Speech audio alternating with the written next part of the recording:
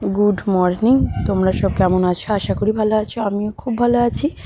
SMT সাথী ব্লগে তোমাদের জানাই স্বাগত। সকালটা একদম গরম জল আর লেবু রস দিয়ে আর কি আরম্ভ করলাম আজকে, কারণ এটা প্রত্যেক দিন দেখানো হয় না। এটা আমি সকালে উঠেই আর কি খাই। তো এইদিকে গরম জলটা লেবু রসটা খেতে খেতে আমি আর কি যে মুড়ি খাওয়ার যেগুলো হয় সেগুলো বসিয়ে দিই। আর আজকে আর একটু চাপ আছে। একদিকে যারা ফিস্টি করবে আমার স্টুডেন্টরা, তাদের জন্য হচ্ছে ঘুগনির কলাই সেদ্ধ, আর আমাদের ধান যারা হচ্ছে তোমরা দেখেছো তাদের জন্য হচ্ছে বাঁধাকপির তরকারি। তো ওগুলো বসিয়ে গরম জলটা আমি খেয়ে নিলাম। আর গরম জলটা খেতে করতেই দেখি এদিকে যেটাই বাঁধাকপির তরকারিটা আছে সেটা সিটি পড়ে গেছে। এবার সেটা করেও নিলাম, কারণ আজকে আমাদের বেশি ধান নেই, মোটামুটি 2 দিন ধরে সব হয়ে গেছে, আজকে আর অল্পই আছে। আর এদিকে ঘুগনির কলাইগুলো আর কি রেখে দিয়েছি সেদ্ধ করে। আর তা করতে করতে ওরাও চলে এসেছে। দেখো ওরা এইদিকে বসে বসে সব খেলা করছে। আর এই মেয়েটা হচ্ছে বড় মেয়ে, সবার থেকে বড়। তো ও 9-এ পড়ে। তো ওকে বললাম তো একটু পেঁয়াজটা কাট, আর ওদের পেঁয়াজটা কাটতে করতে আমি ঘুগনিটাও বসিয়ে দিয়েছি। কারণ অনেক ছোট বাচ্চা আছে, তাদের তো খিদে পেয়ে যাবে। আর অলরেডি এখন শীতকালের দিন, মানে সময় যায় না, মানে কি হয় জানি না, হুড় করে চলে যায় আর কি। তো প্রায় 9:30-10টার মতো বাজতেও যাচ্ছে। এদিকে ওরা সব গল্প করছে, নিজেদের মতো খেলছে। একদিন ওরা আমাকে আর কি ভয়টা পায় না, যদিও আমি জানি না ওরা কেন আমাকে ভয় পায়, তবুও আর কি পায়। আমি ভয় পাওয়ার মতো মানুষই না। তো এদিকে তারপর ওদেরকে মুড়ি দিয়ে দিয়েছি, মুড়ি আর ঘুগনি।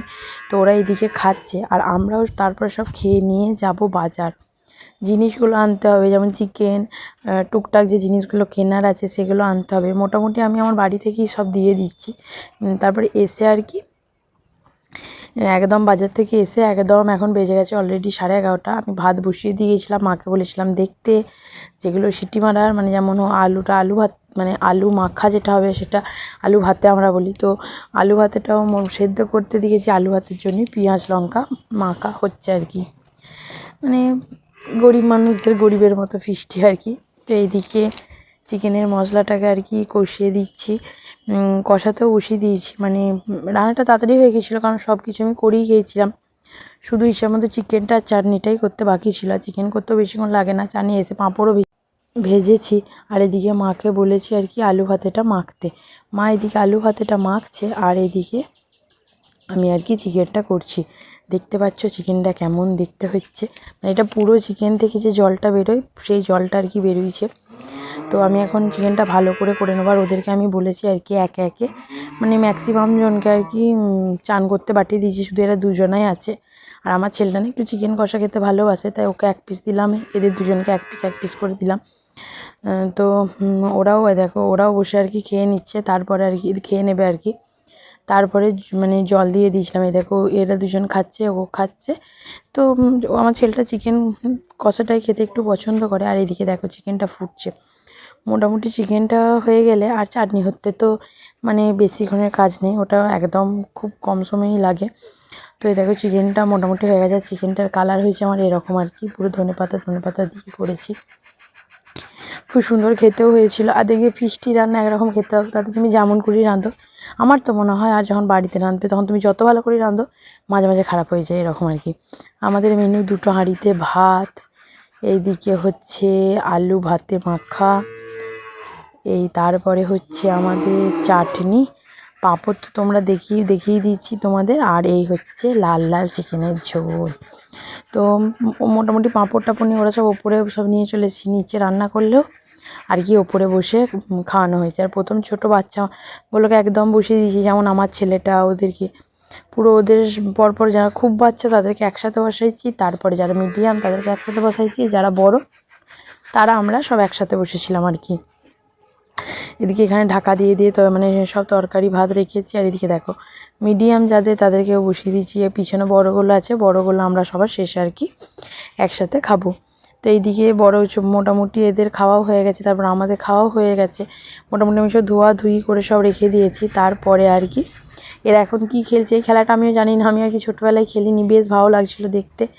আর কথাবার্তাগুলো মানে ওরা যে কথাগুলো বলছিলো সেগুলোও বেশ সুন্দর লাগছিলো শুনতে। তাই আর কি মানে ওদের খেলাগুলো দেখছিলাম, আর তোমাদের সাথে একটু শেয়ার করলাম আর কি। আর যারা এই খেলাটা খেলেছো তারা একটু প্লিজ কমেন্টে জানিও তো এই খেলাটার নাম কি বা কী খেলা। আমি ওদের জিজ্ঞেস করছিলাম খেলাটার নাম কি, ওরা বলতে পারলো না, বললো দিদি আমরা খেলি আর কি এরকম। তো এইদিকে ওরা খেলে নিচ্ছে, তারপরে ওরা ঘর চলে গেছে। এখন আমাদের সেই ধান ঝাড়া হয়ে যাওয়ার পর যে কুটি থাকে যেগুলো থেসারে মেরে নিতে হয়, সেগুলো থেকে অনেক ধান বেরোয়, তো সেইগুলোই আর কি করছে। এদিকে থেসারও চলে এসে, দেখছো কেমন ধুলো এমন চালাইছে, সবাই সরে চলে এসছে আর কি। আমিও সরে চলে এসেছিলাম, তাও তোমার দাদাভাই পিছনে আছে, ও আমাকে ডাকলো যে একটু এসে বস্তাগুলো ধরো, কারণ ওরা এদিকে কুটি দিচ্ছে, কুটিগুলোকে চাপাচ্ছে। এদিকে দেখো ও আর কি এদিকে ওই ধামিটা করে ধানগুলো নিচ্ছে, আর আমি এদিকে ওকে বস্তায় করে ধরিয়ে দিচ্ছিলাম। আর এখন ধানটা একটু কম বেরোচ্ছে, তাই আমি ওকে বললাম দাও তো আমি একটু আমার মানে ফ্যামিলি মেম্বারদের সাথে একটু শেয়ার করে নিই। তো ওই জন্যই তোমাদের সাথে আর কি শেয়ার করলাম। ওরা দেখো একজনে এরকম করে কুটিগুলোকে ভেঙে দিচ্ছে, ভেঙে ওখানটা রেখে দিচ্ছে, আর একজন এখান থেকে দিচ্ছে, আর একজন তুলছে, আর একজন দিচ্ছে, মানে এরকম। আর এই দেখো এখন ধানটা একটু চাপটা বেশি আছে, দিয়ে ও আমাকে আর কি ডাকছে সাথে, এবার ফোনটা রাখো, রেখে দিয়ে আর কি একটু বস্তাটা ধরো, নাহলে ধানগুলো পড়ে যাবে। তো ওর মতোই। আর তারপর একদম খাওয়া দাওয়া করে আর দেখায়নি, কারণ কোমরে প্রচণ্ড যন্ত্রণা হচ্ছিলো। তো তারপর শুয়ে পড়েছিলাম। তো আমার ভিডিওটা আজকে এইটুকুই। আমার ভিডিও যদি ভালো লেগে থাকে please like, comment, share and subscribe করে দিও। Tata, bye bye.